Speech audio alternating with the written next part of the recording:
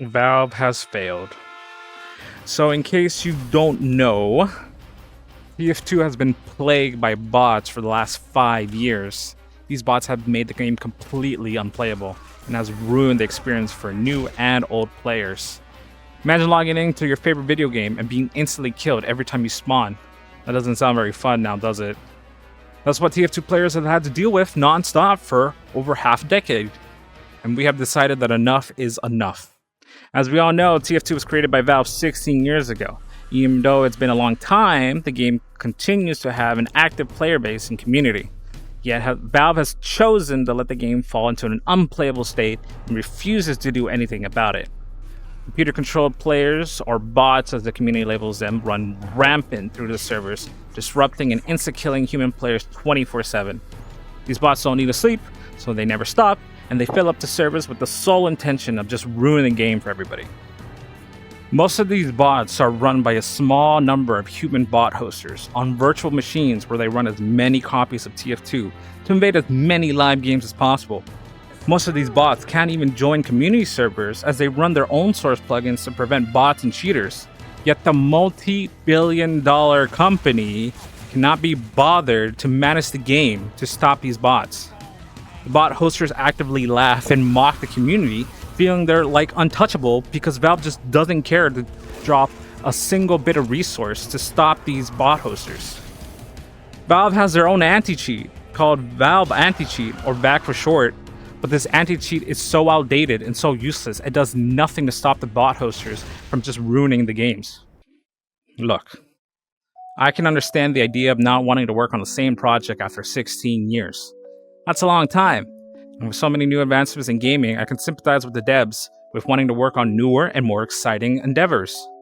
But that doesn't excuse the fact that Valve continues to profit off this game to this day, filling the game up with new microtransactions multiple times a year for people to continue spending their money on.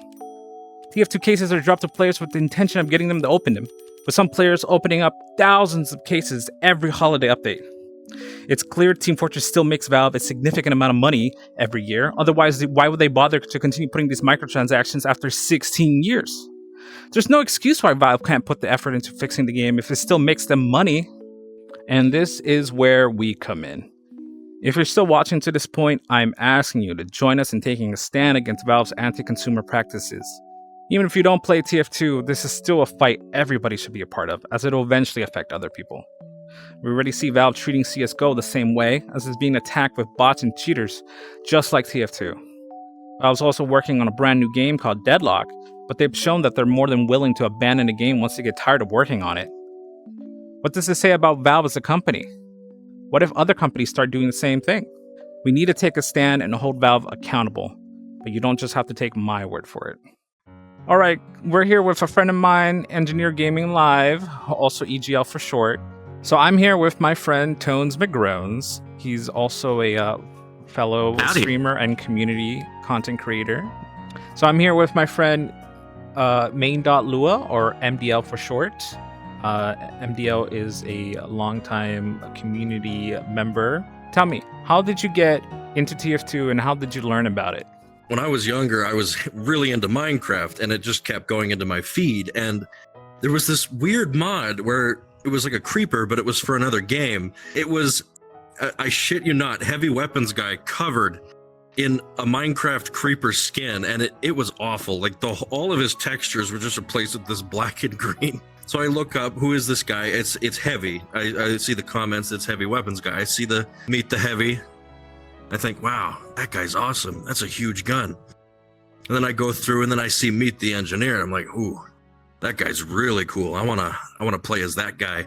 And then I stumble onto like early Germa and Star videos, and the ball just rolls downhill from there pretty much. So TF2 was always kind of in the corner elsewhere. I wasn't really an avid PC gamer. I didn't really have the hardware to play a game like that. I heard about it because the Orange Box released on Xbox, which means I knew that Half-Life existed, Portal existed. Everybody knew bought the Orange Box for Portal specifically. Let me just get that out right. I just came back tail into the pandemic because I was like not doing anything, had nothing else better to do. And and it just kind of rekindled what love and appreciation I did have for the game. And since then, I've basically been playing it like at least once a day, every week if I can help it. It's unavoidable now. I'm trapped. Well, I got into TF2 proper in early 2020, but like the first time I played was in 2017, which was like a week after Jungle Inferno dropped. I was aware of the game for a long time, but I never really played it much because I at that point had never touched any first-person shooter. I played it like for like 2 hours back in 2017, then completely forgot about it until early 2020. Like pretty much right before the pandemic, when an IRL friend introduced me to the game proper, and I've been playing it since. How does it currently feel right now when you try to play TF2? Like, what are your experiences? What do you come across? And are you enjoying the game in its current state?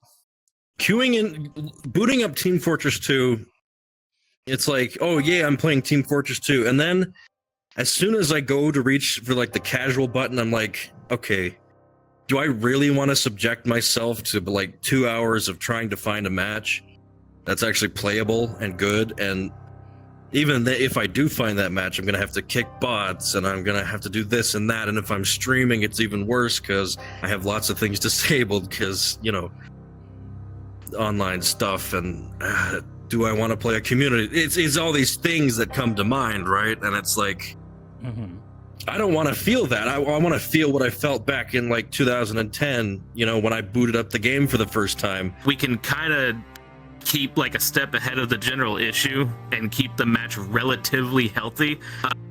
But you know, sometimes you can't. Sometimes you have 2 bots on one side, 3 bots on the other, and they're coming back in as quickly as you're kicking them out. And you know, sometimes that's just it's a little much. You know, if you're just like, I got an hour to kill. I got to go to work in the morning. I just want to shoot some people with funny arrow and get some cheap headshots. You know, so what my experience generally tend to be like is if the matches are way too overwhelmed with the stuff, then what else do you do? The default option is just to kind of hop into a community server. You know, an option which I am privileged to have, being a veteran player of the game, so I know how to do stuff like that. But I talk about a little bit in a video that I did where it's like, what newbie player is going to know how to do that? You know, they're not going to understand how to work that whole system. They're just going to be stuck in the bad matches and keep having to requeue until they eventually get tired of it. The big bot crisis that has been going on for like years, literally since I started playing the game proper.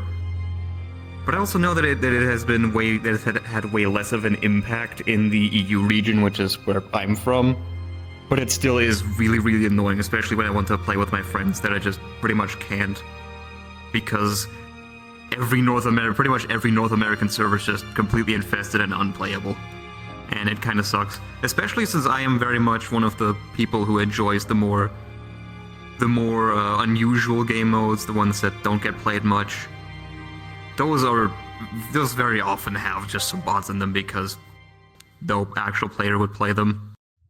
With fixed TF2 and everybody kind of like rallying together, what do you think Valve should be doing in order to fix the game and improve the quality of the experience for everybody? What I'd want for Valve is to maybe like consider like, hey, you know, maybe if we listen to them this time, because we don't want much, we don't want content, we don't need the whole production team, we just want a functioning anti-cheat, right?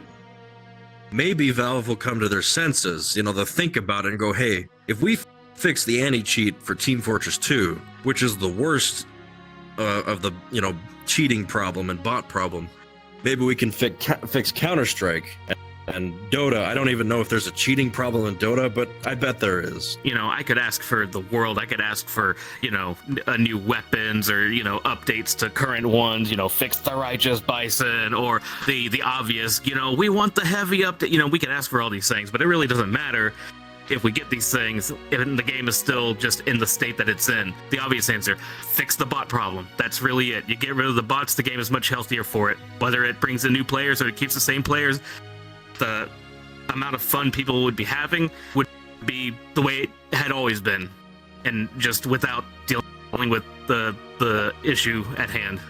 I mean, step one would pretty much obviously be one proper communication of yes, we know that this is a problem. I know that this is just saying, hey, I want to get the same tweet we got 2 years ago, but this time with actual more consequences, more stuff happening afterwards, with them actually like putting more people to work on the game than just one guy and one contractor. Because let's face it, 2 people working on a game probably can't do much against the big group of people who host the bots. Let's be honest. So it would be awesome if they just did at least something. Updated the version of Valve anti-cheat that TF2 runs on, all that kind of stuff. All right, given the chance, what are you going to ask people to do for Fix TF2? I know we are having this huge movement, but what exactly instructions do you want to give people who may or may not know too much about TF2 and Fix TF2 as a whole? Well, I've already said it lots already, but go to save.tf, sign the petition. I don't know if it's still going to be open after June 3rd, but just sign it, okay? Sign the damn petition. You could fix TF2. I believe in it. You should believe in it too. Confirm your petition. There's a lot of unconfirmed emails on the petition. Maybe also spread the word and, maybe tell your friends, your mom, your uncle, your grandpa, your grandma, tell them all. Sign the petition, damn it. Well, the first thing you can do is go to the save.tf website, because it basically is just kind of a culmination of all the information, what's happening. It even gives you certain highlighted keywords to put your mouse over so you can actually learn like what exactly we're talking about as far as like what bots are and things like that. Gives the whole mission statement, gives the whole rundown, and gives instructions on what we're hoping to do.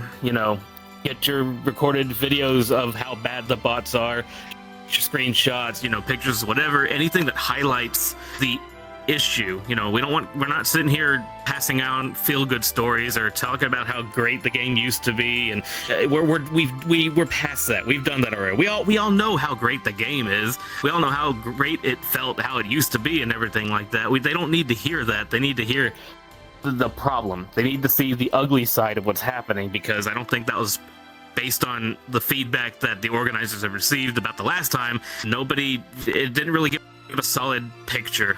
I mean, the main thing, of course, is to raise awareness that it's happening, to sign the petition on the website save.tf, which currently, as far as I know, is signed by 93,000 people already, which is quite a lot, as well as just posting about it on social media, sharing specifically like screenshots or videos of the problems that the game has, making sure that everyone, even outside of TF2, knows, hey, the state this game in is unacceptable. We want this to be fixed. Fist bump? Anytime, man. Yeah, fist bump. Oh, yeah. Can I get a fist bump?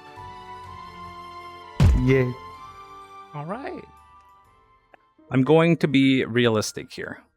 There's a good chance that nothing will come from this. That Valve just hides quietly and waits for everything to blow over. But if we don't do anything, then it's guaranteed nothing will ever change. I hate to see the game in this state. I hate even more to see Valve act like this is acceptable behavior. The money Valve makes from TF2 might not be nothing more than pocket change. But if we work together, then we can shine a light on their incompetence to the general public. And that's something they really wouldn't want. I ask everybody to sign the petition and spread the word as much as you can.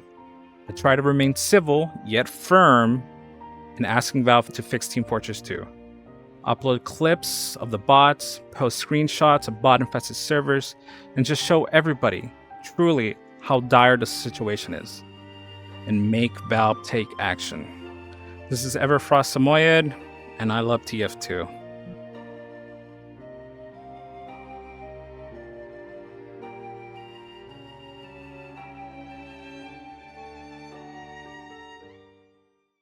From just ruining the games.